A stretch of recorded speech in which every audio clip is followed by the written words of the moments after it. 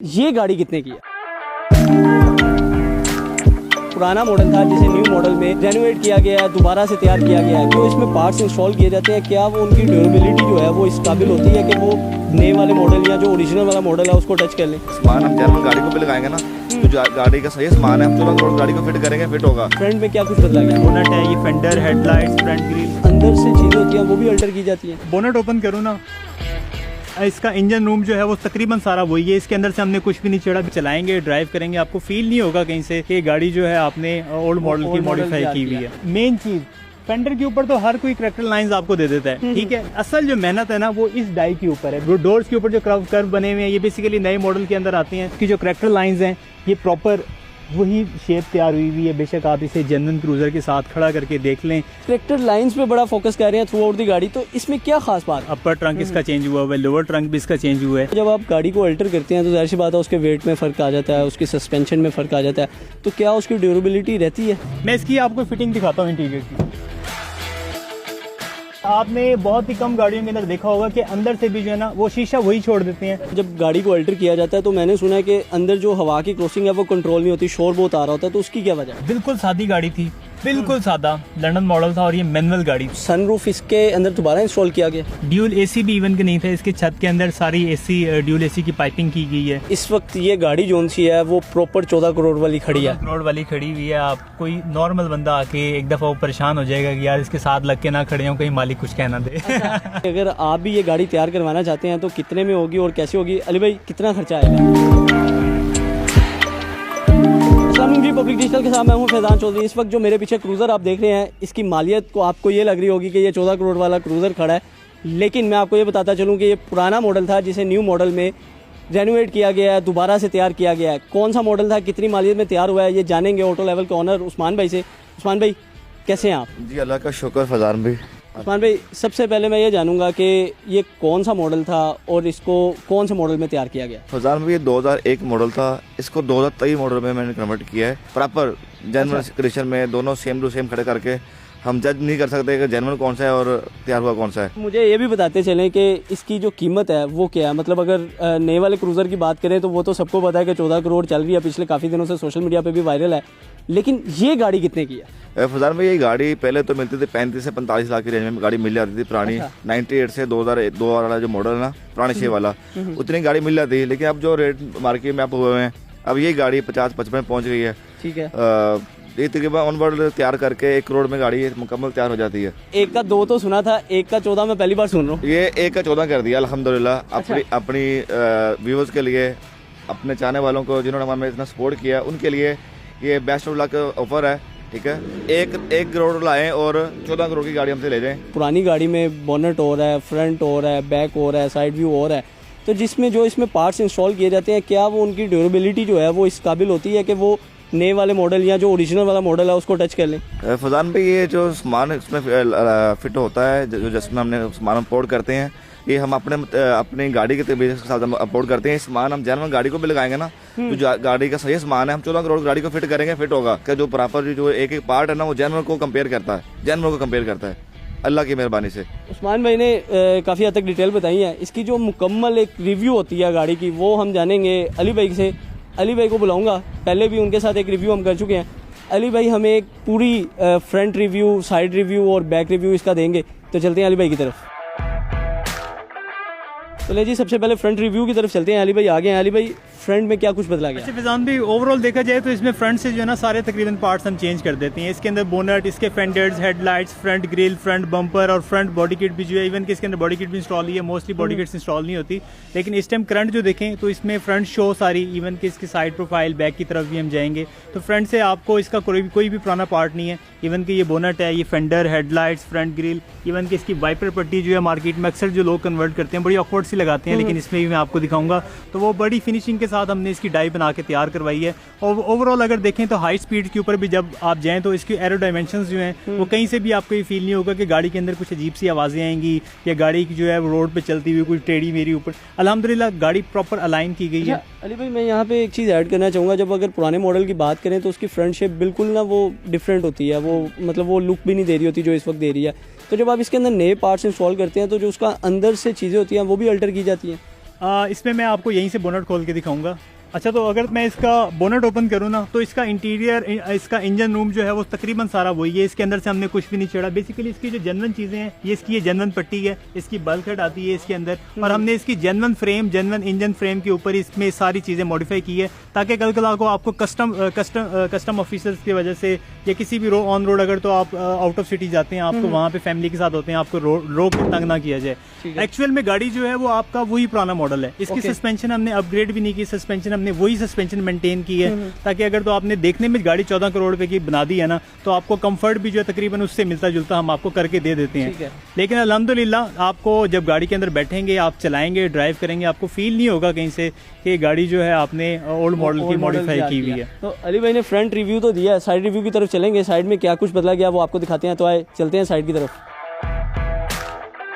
अच्छा, बेसिकली इसके रिम्स की अगर मैं बात करूँ ना, तो इसमें सबसे ज़्यादा एक्सपेंसिव रिम्स इंस्टॉल किए हुए हैं। जो इस मॉडल में अपने आए थे ना, हमें चाइनीज़ में वो भी मिल रहे थे और बड़ी लो कॉस्ट के ऊपर मिल रहे थे। लेकिन उसके अंदर रोड ग्रिप, आपको हाई स्पीड के ऊपर आपको एक्चुअल में रोड ग्रिप नहीं मिलती। बट ये जो रिम्स इंस्टॉल हुए हैं, ये 2021 के LX 570 के जेन्युइन अलॉय व्हील्स 21 इंचेस के इंस्टॉल हुए हैं। ओवरऑल देखा जाए तो फेंडर बेस पे आपने देखा है बिल्कुल प्रॉपर इसकी स्पेस जो है, रिम्स के ऊपर फेंडर्स के साथ प्रॉपर स्पेस के अंदर है। सबसे ज़्यादा मेहनत वाली चीज़ जो है, मैंने मार्केट में ना और भी गाड़ियाँ तैयार हुई देखी हैं, लेकिन जो साइड मिरर है ना, वो बड़ा ऑकवर्ड सा लगता है, व्यू ठीक नहीं होता। लेकिन अल्हम्दुलिल्लाह ये जेन्युइन इसके अंदर इंस्टॉल किया हुआ है, और आपका प्रॉपर, आप जब अंदर बैठेंगे आप ड्राइविंग सीट के ऊपर, तो आपको प्रॉपर इसका व्यू देगा। और सबसे एक मेन चीज़, फेंडर के ऊपर तो हर कोई करैक्टर लाइंस आपको दे देता है, ठीक है, लेकिन एक्चुअल जो गाड़ी की जो करैक्टर लाइन है ना, जो हमने इसकी तैयार की है, हमने बिल्कुल डिटो कॉपी, फर्स्ट कॉपी तैयार करने की कोशिश की है।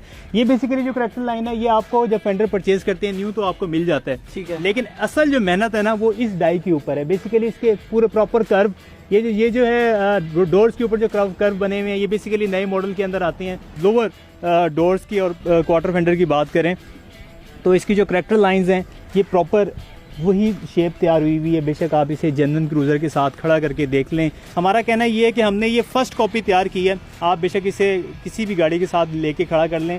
तो अगर तो हम इसके क्वार्टर फेंडर की बात करें, तो बेसिकली क्वार्टर फेंडर का शीशा जो है, ये सबसे ज़्यादा मेजर चीज़ है। इसके ऊपर हमारा काफ़ी ज़्यादा टाइम भी वेस्ट हुआ है। हमने खुद से भी बनाने की कोशिश की है, लेकिन हमसे वो चीज़ बनी नहीं। फिर उसके बाद एक्चुअल में दोबारा से हमने इसको बाहर से इंपोर्ट की है, जेन्युइन इसका शीशा आ रहा है, वही इंस्टॉल किया। उसके बाद इसकी क्रोमिंग की बात करें ना, तो हमने पहले नीचे क्रोमिंग दी थी, लेकिन ओवरऑल जो गाड़ी, जब हमने गाड़ी की एक्चुअल शेप दी है, तो उसके ऊपर प्रॉपर क्रोमिंग आ रही है। अब ये प्रॉपर क्रोमिंग जो है ना, आपको ओवरऑल गाड़ी की इसके थ्रू आउट मिल रही है, नीचे भी ऊपर भी। तो इसकी गाड़ी की ना बड़ी इसने अच्छी सी ग्रेस निकाली है, लुक निकाली है। 75वीं एनिवर्सरी दी है।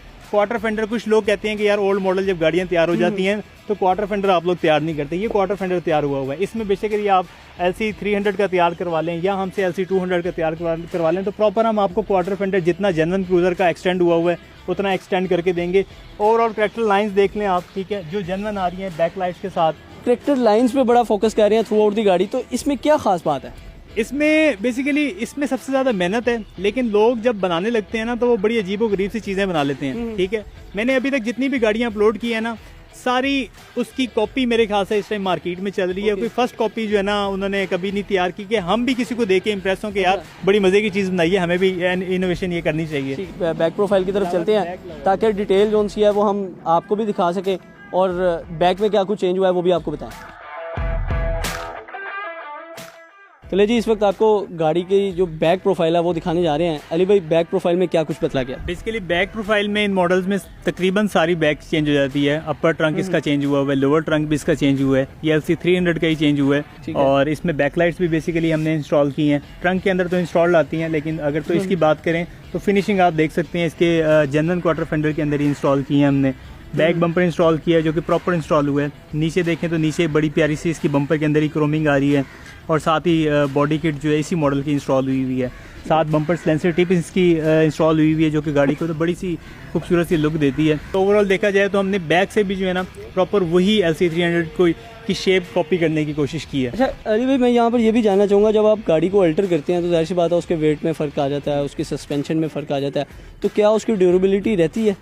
देखिए, हम जब किसी भी चीज़ को छेड़ते हैं ना, तो हम कोशिश करते हैं कि उसको दोबारा से फिक्स इस तरह करें कि वो अगले आने वाले 7 से 8 से 10 साल जो है ना कस्टमर को तंग ना करे। इसी में मेरे पास एक गाड़ी रिसीव हुई थी, उसका ना इंटीरियर काफ़ी ज़्यादा अल्ट्रेशन बाहर से बहुत अच्छी हुई थी, नो डाउट, Okay. लेकिन अंदर से ना वो बहुत अजीब सी जो है ना उन्होंने फिटिंग की हुई थी, प्रॉपर फिटिंग नहीं थी। मैं इसकी आपको फिटिंग दिखाता हूँ इंटीरियर की। अगर हमने बाहर से इसके क्वार्टर फेंडर अगर हमने एक्सटेंड किया है ना, तो मैं जब इंटीरियर दिखाऊँ ना, तो इंटीरियर से हमने इसके प्रॉपर क्वार्टर फेंडर के जो प्लास्टिक ट्रिम्स हैं वो हमने इंस्टॉल किए हैं। और आपने बहुत ही कम गाड़ियों के अंदर देखा होगा कि अंदर से भी जो है ना वो शीशा वही छोड़ देते हैं, जेन्युइन इसका प्लास्टिक ट्रिम्स ही छोड़े हुए हैं। हमने जेन्युइन प्लास्टिक ट्रिम्स को ही दोबारा से अल्ट्रेशन करके, जैसे LC300 के अंदर आया है बाहर से और इंटीरियर से, हमने वही इसका इंस्टॉल किया है। अच्छा अली भाई, मैं यहाँ पर एक बात ऐड करना चाहूँगा। जब गाड़ी को अल्टर किया जाता है तो मैंने सुना है कि अंदर जो हवा की क्रॉसिंग है वो कंट्रोल नहीं होती, शोर बहुत आ रहा होता है, तो उसकी क्या वजह है? ये बहुत बड़ा मेरे ख्याल से आपका एक पॉइंट है, और काफ़ी कस्टमर्स जो है इसी चीज़ के ऊपर हिचकिचाते हैं इन गाड़ियों को कन्वर्ट करने के लिए। हमने बेसिकली इसमें इसके दरवाज़ों में, इसमें इसके पिलर्स में जो है बेसिकली जो मेन इसकी डाई है, इसका स्ट्रक्चर है, उसके ऊपर हम एक टक भी कह सकते हैं, आप ग्राइंडर भी नहीं लगाते, उसको कट एंड वेल्ड नहीं करते। हम जब भी गाड़ी तैयार करते हैं तो हम कोशिश करते हैं कि गाड़ी के एयर को क्रॉसिंग जो है वो टोटल ओवरऑल थ्रू आउट गाड़ी को क्रॉस करे एयर। बेशक गाड़ी 120 या 160 की स्पीड के ऊपर हो, गाड़ी के अंदर हवा ना आए, अंदर हवा अगर गाड़ी के बाहर भी हवा आ रही है तो अंदर शोर ना आए। तो बेसिकली ये सबसे मेजर पॉइंट है, और काफ़ी सारे लोग इसके अंदर ही आके मार खा जाते हैं। लेकिन अल्हम्दुलिल्लाह जब हमने इसकी, अभी मेरे ख्याल से कल परसों हम इसकी ट्राई ले रहे, तो 2 दिन इसकी ट्राई होती रही है। कस्टमर्स को भी वो वीडियो मैंने सेंड की, आपको भी शेयर कर दूंगा। लेकिन अल्हम्दुलिल्लाह इसके अंदर 160 प्लस पे भी किसी किस्म की कोई हवा नहीं आई। जी, आप इसके फ्रंट डैशबोर्ड की तरफ चलते हैं, क्या उसमें भी कुछ चेंजिंग की गई है वो भी आपको दिखाएंगे, और क्या चेंजिंग की गई है वो आप देख ही लेंगे। तो चलते हैं इसके अंदर डैशबोर्ड की तरफ।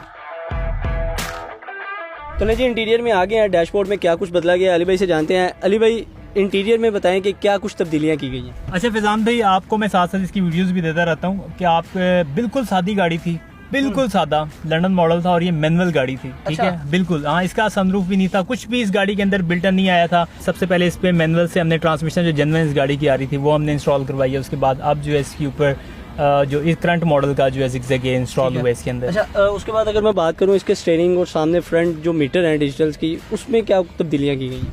बेसिकली इसका मीटर जो है वो 2016-17 में लैंड क्रूजर में जो मीटर आ रहा था, मीटर वही इंस्टॉल किया है। लेकिन ओवरऑल देखा जाए तो इसका मल्टीमीडिया स्टीयरिंग हमने LC300 स्टाइल में इंस्टॉल किया है। ये भी बेसिकली काफ़ी सारी चीज़ें जो है वो आ सकी हैं, पहुंच गई थी इस ओवरऑल टाइम पीरियड के अंदर, क्योंकि ये 2-3 महीने जो है ओवरऑल इंपोर्ट के लिए भी बहुत ज़्यादा टफ गुजरे हैं। अच्छा अली भाई, स्टीयरिंग का आपने बताया, डैशबोर्ड का बताया, मैं ये जानना चाहूँगा जब लोग गाड़ी कन्वर्ट करवाते हैं या अपडेट करवाते हैं ना, तो उनका आजकल कंसर्न बड़ा ये टेस्ला टीवी से होता है। तो क्या LC300 में यही टेस्ला टीवी आ रहा है? नहीं, बेसिकली ये नहीं आ रहा। इंपोर्ट की वजह से जो है ना, इंपोर्ट बंद होने की वजह से इशूज, LCO के इशूज़ की वजह से हम ये आर्जी तौर पे लगाया है। लेकिन इसके अंदर हमने वही इंस्टॉल करना है जो LC300 का जेन्युइन जो आ रहा है पैनल्स, जेन्युइन स्टाइल में, जेन्युइन तो नहीं कह सकते क्योंकि अल्ट्रेशन इंटीरियर सारा जेन्युइन स्टाइल में आ रहा है।